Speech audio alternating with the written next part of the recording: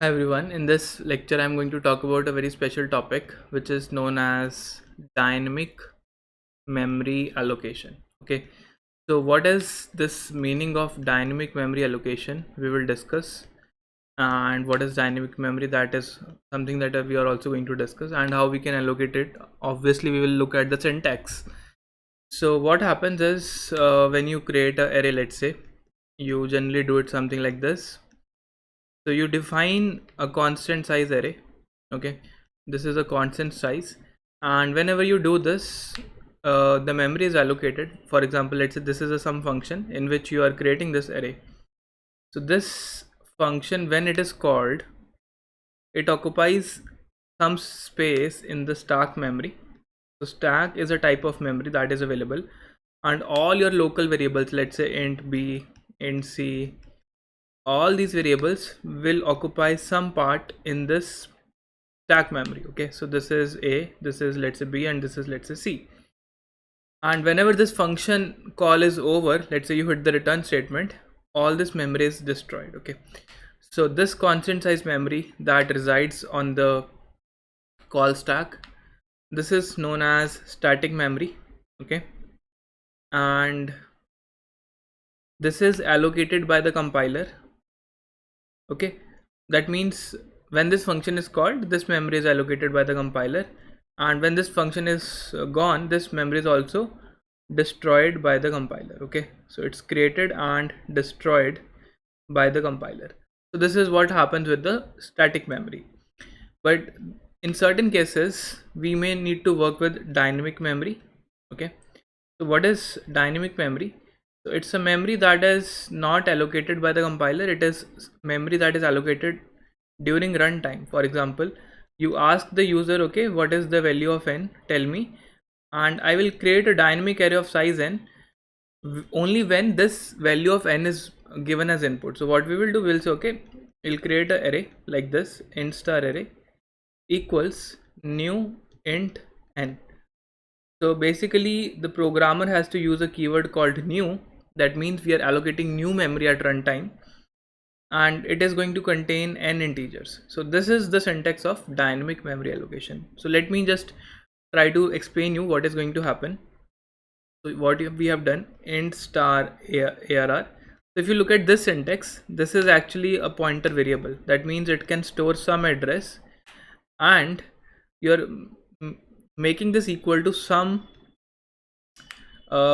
memory address. Okay, so new int, let's say some n. Okay, so now this can be a constant, this can be a variable that is taken as input.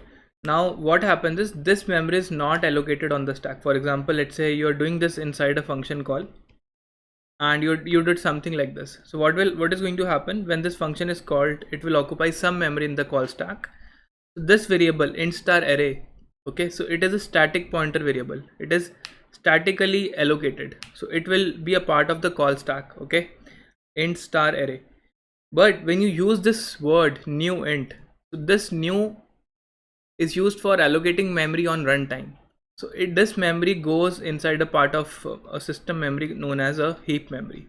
Okay, so generally this heap memory is a large area inside the system. Let's say this is a heap memory, and in this heap we allocated a array which does not have any name, but it does have some address. Okay, maybe this address is, let's say, 2008. So what is going to happen is this array is going to point to this heap memory. Okay, and once this function call is over, what is going to happen? This call stack will be destroyed, but this memory will remain as it is because it is dynamically allocated. It will stay until the programmer does not free it up. Okay, so it's the job of the programmer to delete and create this dynamic memory.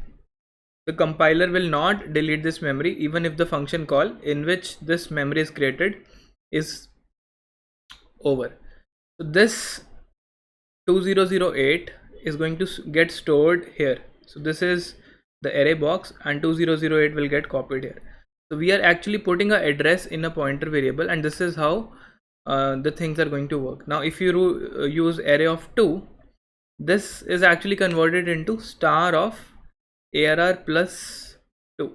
So this is ARR, that is base address. ARR plus 1 is this address. ARR plus 2 is this address. So these two statements are actually equal. Okay, so we are actually going to an address and we are going to dereference that second location. So when I talk about, okay, how do you update the variable inside this memory? Maybe I want to put this value 5. You can simply write ARR of 2 equals 5. So that means any further syntax would remain same. It will not change because this gets broken down by the compiler into an instruction which looks like this. Okay, and yeah, so this is about dynamic memory. Now one thing I want to talk about is how you can delete this memory. Okay, now suppose your work is done and you don't want this array. So at the end of the function, what you can do, you can say, okay, I want to delete this particular array, and this is going to delete this array. Okay, so we are going to use new word to allocate the memory. Okay, I will just explain you again. Int star array, this is equal to new int of n. Okay, and if I want to put some value, I can say array of I equals some value. This is how I can update. Okay, and maybe after some lines of code you don't want this array, you can also free this space. You can say delete followed by square brackets followed by array. Okay, so generally it is used for creating dynamic arrays, but then maybe some rare use case may involve okay, let's create a dynamic integer. So in that case you can say int star x equals new int. So what it is doing, we have a stack memory. We have a stack memory. In that we are creating a variable called as int star x, and this is storing the address of another integer variable that is there on the heap memory. And suppose I want to put a value here, I can simply say star of x equals 10. So this value is going to become equal to 10, and let's say this is ABC, so this value would be ABC.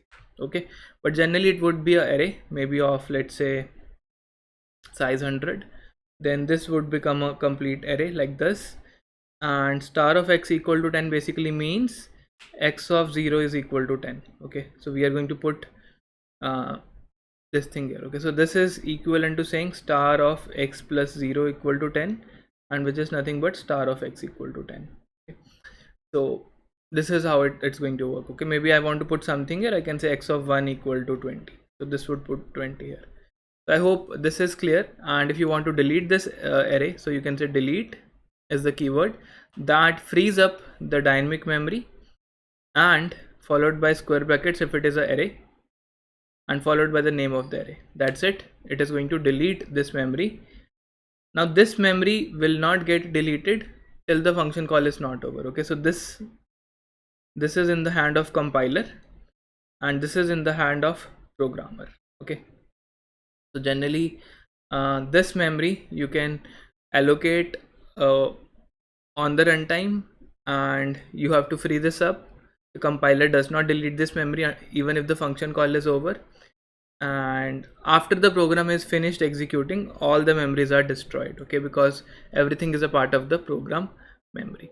But during the execution, if you want to free this up, you should use this delete operator. If you don't use it and you don't need that particular array, or for example you lose the address of this array and you forget to use this delete statement, in that case a condition arises which we call as a memory leak. That means we have wasted some part of the memory which we are not using, and we don't have the address to reach that particular memory. So let me show you an example of memory leak.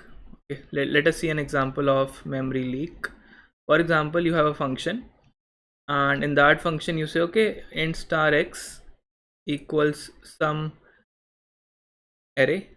Okay, new int, or you followed by 100, and then you do some work. Maybe you do x of I equals to x of I minus 1 plus 2 for all values of I greater than equal to 1. Maybe you put a loop kind of a stuff, and later on you return some x of n. Okay, you say return the last value of this.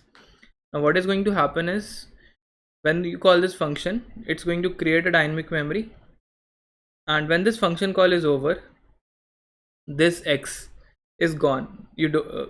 This address is going to get lost, and you have not written a delete statement anywhere, and now there is no pointer which is pointing to this memory. So that means we have already wasted this memory, and this is going to cause a memory leak.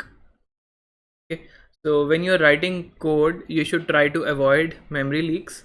And in many applications which run on servers, if you start creating memory leaks, then your server will get full at a certain point, and it will stop working normally. Okay, you will get some errors, memory is full, or you may not be execute further programs on your server. Okay, so it's a critical thing. You should handle memory leaks in your code.